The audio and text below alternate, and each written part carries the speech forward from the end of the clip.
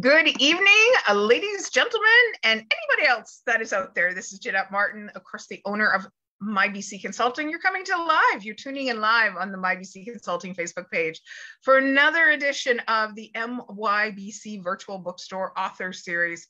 And I'm just going to break that down and give you a little bit more about the Virtual Bookstore to encourage you all out there to, if you can visualize something and make it happen, I'm encouraging you to do it because I don't have brick and mortar in this store. It all lives virtually on my website of books that I love and adore and the authors that I connect myself up with.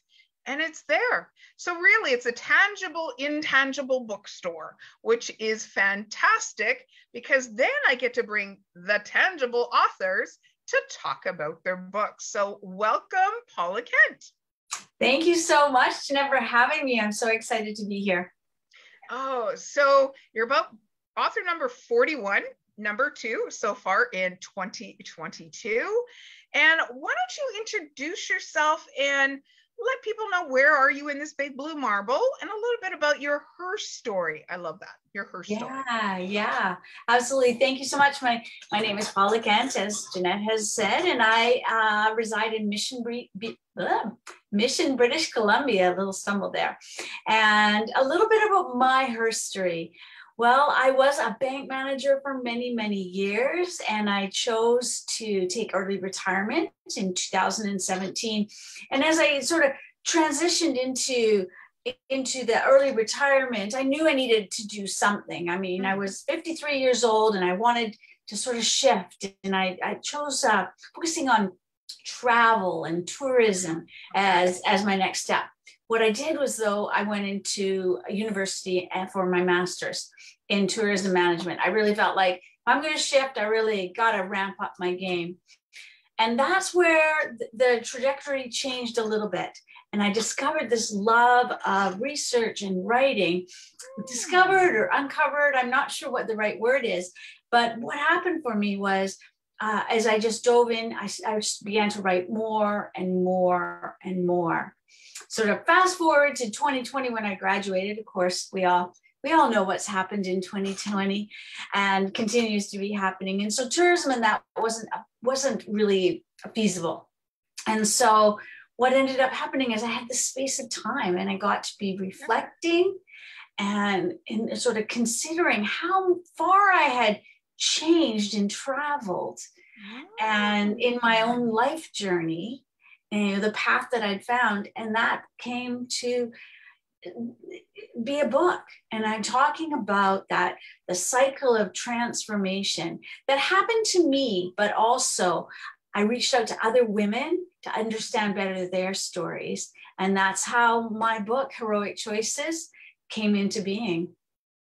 There's a couple of things that, as I like to say, and some interviewers say it, a couple of things I'd love to unpack there. Yeah. Is I'm going to dial you back to you were offered or took early retirement and you decided to go back to school. Mm-hmm. And I think there's going to be viewers that are going to watch this if you're watching live. And I want to remind you that I don't use StreamYard to do my interviews. I do Zoom over to Facebook because I like to stay present for my authors that I'm chatting with. If you have any questions for Paula or for me, or if you're an author watching this and want to be doing this, throw it into the chat. And after this is done, we'll both come back and check the chat.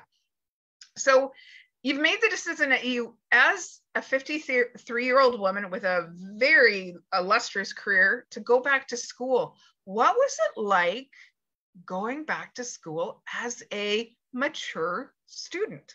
Yeah. Well, that's a great question. See, when I left high school in 1981, all those, well, let's not reflect on how long ago that was. When I left, I was not going back. Though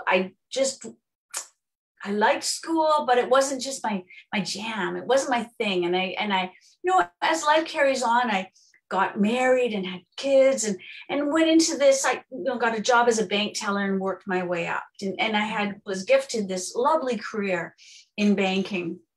And so for myself, when I left, it was to make that decision to go into graduate school. It was a huge leap, and I was lucky. Oh, maybe not lucky, but I was accepted to Royal Roads in a master's level education, and they utilized my work experience as an equivalency to an undergrad. There was never a time I would have said, even, sort of mid-career, or even I think the day before I retired, that I would be like, oh yeah, I'm going right into academic studying. It just wasn't something that I was planning on doing. But yet this path opened up. It's like I stepped out of my comfort zone, I leaped out of it. And I went into school, and that itself was an extraordinarily difficult experience. You hear of imposter syndrome, and I really felt it. But that, as I know now, was a test of my resolve. Those pieces and those difficult experiences, that's where our learning really gets cemented in. And you have to fail, and you have to falter, and you have to be directed, and to really absorb the way to step forward. You have to almost misstep to learn to step. And we see that in babies and toddlers. Yes. Right? Over and over. And we reward them for those little tiny falls. Like, oh my gosh, you finally, look, they almost did it. And we're still there and celebrate. There's another thing I want to unpack about this going back to school piece, because I know this is going to serve people well out there that are listening. You're 53, you're going back to school. You just shared with us in your her story, you're married, you've got kids, you may have pets, you've got activities. 2 questions. Number 1, how did you set yourself up for success? Second to that question is, how did your support system support you in this process? Yeah. So I'm going to go with the support first, because that is really critical to sort of that first part, which is how to set myself up for success. So the support for, within my family was extraordinarily strong. I had, at that time, 3 grown children. All of them had gone to university. One daughter with a master's degree. And so from there was a lot of conversations, I don't want to say at a peer level, but where the roles were reversed, where, and it was really an interesting piece. And I think it really deepened our relationship. We shifted from mother-daughter, mother-son to, they're the ones give, okay, Mom, this is sort of how you do it. And, my daughter was really instrumental with the tears would be flowing. I don't understand what they want. Chunk it down, one piece at a time, So that was an amazing experience as a mother, to have and to shift and expand our relationship a little bit. So that support there was really instrumental in setting it up for success. The other things about the learning model was what's called a blended model. So it was majority of it was online with 3 or 4 to 1 week residence. So residencies there. So that really suited my lifestyle. I was at home, so I'd retired. I was able to be at home. Our youngest son has some special learning needs that needed advocacy and attention and things like that. So from that perspective, from that sort of work, education, real life balance and everything else worked amazingly well for me. So the environment I was in and had designed worked really well. And then the support from my family, my husband, and even our youngest son, where I'd be like, it's time to do our homework. There was this energy that kind of infiltrated the house that hadn't really been there in sort of that traditional parent, child, student type of an environment. So. I love that. So now it's fast forward, coming to the end of school. You've decided to travel in a new direction to a land called a blank piece of paper to start writing your book. And what was that journey like? Well, it's funny because I think at every time in my book, I talk about this as we go through this new cycle. We start in the here and now, where we are, what we bring forward with us. And so at this point, I had the whole educational experience. I had my writing, and I had just all of that piece coming forward. But, you know, there's also this is another new step. So as I went through, there were moments where I really kept my eyes down when I would talk to people about writing. And I would be almost as if I didn't want to see if there was, you know, a laughter in their eyes or something. And not that anybody ever did. This was myself. And that was a really, as I reflect back, that was really pivotal for me to work through, to gain that confidence, to gain that I can do this desire. And that was another, you know, a test of my resolve. It was a really big test. Did I want to really push myself? And I did. And so, you know, I got my head up, faced the sun, and started really talking about my book and my dreams and sort of the concept with people, and was guided by some friends. I'll help you. The outpouring of support was overwhelming. And of course, I wouldn't have seen that if I hadn't, you know, have kept my head down and just almost not, I don't want to say embarrassed, but there was just something that self-belief wasn't quite there. And so then it was just pen to paper. Some great advice I got: first draft. The reason for a first draft is to exist. So get it out, get it down there.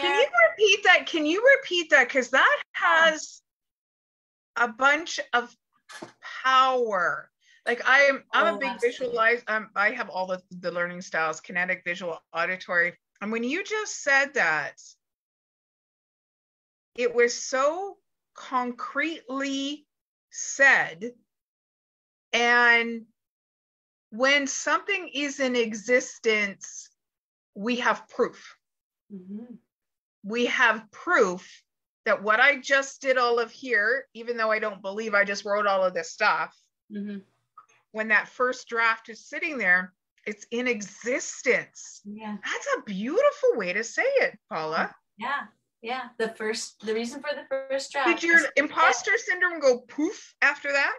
I hope. It definitely, that, you know, in life and as in anything, we get moments of being propelled forward and being able to position. I didn't have to write a book that was perfect. I had to write my thoughts and my first draft, because you know what? That first draft, it just needs to exist. And then you go back and then you hone your ideas. And that act of writing that first draft, it's incredible. And my advice to anybody that wants to write a book is, I say those exact same words: get that first draft down, because it's the first draft. There could be 10 drafts, but get that first one down. You know, it's not going to be perfect, but it's going to be, and that's so important. And that's so important. So the next thing I want to unpack, my great interview skills here, is that first draft is now in existence. How do you separate that personal accomplishment from making the edits, making it now come to life? Yeah, that's a really good question, because there's this sense of, I call it, sometimes I would marry myself to words. My words. That's great. I like that. You know, because I love them. They're so great, but they don't fit. And so you go back and then you find, I need to expand on this idea. And I want to say it's just going to happen organically. Okay. It did, but that doesn't, and you know, we're just leapfrog forward a bit here. That doesn't replace an editor. You know, getting someone to edit that is fresh eyes, because there is that sense of these words being, you know, you're in love with them or what have you. And really the editor's job is to pull those weeds out so that the flowers shine. All right. So, you know what, if I was an editor out there, I'd put that on the back of a business card, because that's brilliant. What you said an editor does. That's brilliant. Yeah. So let's grab your book that you have. And I'd love for you to read the back cover, because so much as you know, they say that never judge a book by its cover. Be bold enough to flip the book over and read the back of the book, please. Yeah, absolutely. So here we go. Do you ever find yourself wishing for a magic wand you could wave to transform your life? Thank you very much. Yes. Do you yearn for personal growth, but find your demons always keep you from taking the first step? Personal change is possible for anyone who dares to embark on the journey towards their dreams. Join author Paula Kent as she guides you on your journey towards self-transformation. Inspired by her own personal growth after taking on a dramatic midlife career change, Paula draws upon an eclectic variety of sources to develop a unique story and theory of personal growth, breathing life into overly dry academic theories.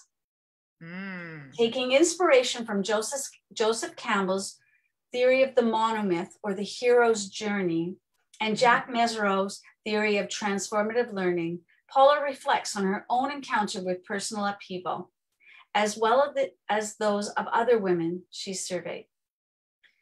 In the process, she draws upon familiar stories from Star Wars to A Christmas Carol to ground the journey of overcoming your fears and realizing your potential. Heroic Choices is the essential navigational tool needed to guide you forward as you face down the long, winding path of personal growth.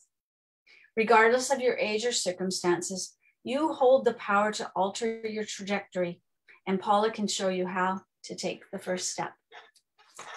This book is going to be so important. Whenever I hear the back cover or I read back covers when I'm gifting books, I envision the person that needs to or would appreciate the gift of that book. And in this day and age, there's so many careers. You're allowed to have so many careers.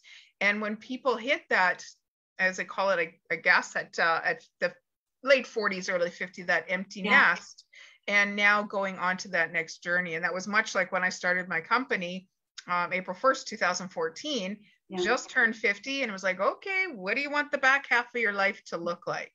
And did my own research to where I got my company it is now, and it's always growing. And it was funny, before we came on, you asked me, says, Jeanette, what don't you do? And I tend to create the tangible from my thoughts and put them into action. And I so love when people take the thoughts and take pen to paper and to create this book. So I'd love for you to share a passage out of your book that you want to, I'll let you share. You are on the stage today. Yeah, thank you. So what I'll do is I'll read the epitaph, which is from Joseph Campbell. And Joseph Campbell is a scholar that I really admire. He passed away in 1987. 87? Yeah. And it really was that created this idea of that monomyth of the hero's journey. So I'll start with that, and then I'll just read partway through the first paragraph of this chapter. Perfect. Chapter 7, Searching for a Path. You enter the forest at the darkest point where there's no path. Where there's a way or a path, it is someone else's path. Each human being is a unique phenomenon. Joseph Campbell, 2004.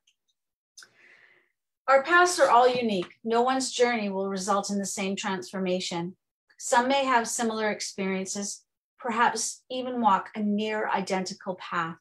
But regardless of how our process unfolds, our outcomes will differ. Our own personal insight will construct the meaning of our journeys differently. That said, there are certain common obstacles along all of our paths. Many of the challenges that hold us back from taking our first step are rooted in fear. Fear is an overwhelming emotion. It is a full body experience, a sensory overload. Mentally, it threatens to freeze our intentions as it imagines a host of nightmarish potential outcomes. When faced with fear, we stop. Some of us will tiptoe away, and others will run like hell backwards to what we know, to a half-life lived in limbo. Just like the protagonist of a heroic tale, we'll need to identify the danger we'll encounter and arm ourselves well to come prepared.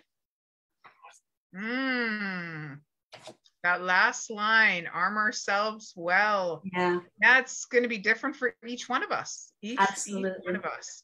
That is so, your imagery and the way that you write brings someone like myself, who is like that equal kinetic auditory visual learner, such great imagery in order for me to get deep into your story. And and especially a story that's in reality, like those nonfiction books that you get to immerse yourself into someone else's life, to have their wisdom, almost give yourself permission to learn at their expense for you to have a better life. And that's so powerful.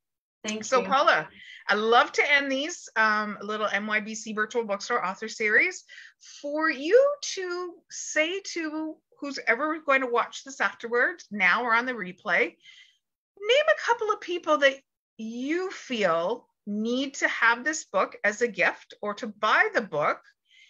And I just thought of something. Who did you write the book for? Well, I wrote the book for the earlier me, the me that was stepping in and so fearful of entering into the schooling and all of those pieces. And even in the book, and I can't tell you which page it is, it's the guide that I wish I had. Now, on one hand, that it's always better just to experience it and learn from our own experiences and our own stories. And so the purpose of the book is really to help people identify where they are in their own journey of transformation. And in the book, I hopefully you can kind of see that. Okay. Oh, yes, I can. Yeah, okay. There is a cycle there. And so I've structured the book so that you can, as a reader, you can recognize moments within your own life. Holy cow, I'm here. And understand what's going to come next. Because there's a moment, and fear holds us back. And we get to this place where everything is really, really hard. And that's important on our journeys. But as I said, sometimes we tiptoe away or we run away when we're just at that place where we're going to tip into that inflection point where we're going to come around and start to see, okay, I got this. And now we gather our insights and we internalize it. We create self-belief, and then we come back, all the way back to the here and now. And then, you know what, when we're in the here and now, we can do it again. And it's a continuous cycle. If you think about riding a bike, we're always, if we're moving forward, we're pedaling. Sometimes we glide downhill, and those are the great moments. Yes. But, we're pedaling. So for someone who's thinking about personal change, who's experiencing personal change, who is maybe receiving a signal that something must change, that is who this book is for. That is who I wrote it for. Yeah, it was a book I wanted. But I want to share not only my own stories, but the stories of other women that and their stories, and really highlight this strength that we as women have. And personal transformation is gender neutral. Let's be honest. And this cycle itself is gender neutral. And I firmly believe that this cycle is common to all. However, it is stories from women that are in the book, and my own positionality. So, yeah. Beautiful. I can think of a couple of people that I would gift it to. Is perhaps a guidance counselor, a career counselor for you to read, to be able to have a sense of empathy as this person is making, like older in life, that career counselor that's at an adult education center would probably really enjoy reading this book, because as the person is going through their transformation, you're able to support them. When I hear your story, that your family and your own sense of self support around you, what about that last piece on top, that the schools are in the same headspace of supporting that transformational, instead of being that academic head, is having that last little bit. And I loved what you said. Paula, you have a beautiful way with words, how you tip in versus tip over. That was really, really powerful. So I so enjoyed speaking with you tonight, Paula. We'll make sure that afterwards in the comments on the Facebook page, we'll put your link to where people can buy your book. So there you go. Another phenomenal author who set herself up for success, tipped into this process of writing a book and sharing the transformational process. Also, what I appreciate with Paula is she had mentors. So giving credence and credibility to the people that brought her along, such as Joseph Campbell is one of them, and bringing them into the journey as well, because it does take us all in order for our dreams to come true. So thank you once again, Paula, for being on the MYBC Virtual Bookstore Author Series. Tune in next Tuesday night as I bring you another author and we go through their journey. And what our hope is that either one of two things: grab a book, cup of tea, curl into the corner of the couch and take your mind to someplace where it's never been through the pages of a book, or be spurred to pick up that pen, fingers to keyboard, and take that story that's in you and share it with the world. So thank you so much, everybody. I so appreciate you guys tuning in. Bye-bye, everybody. Bye-bye. Thank you.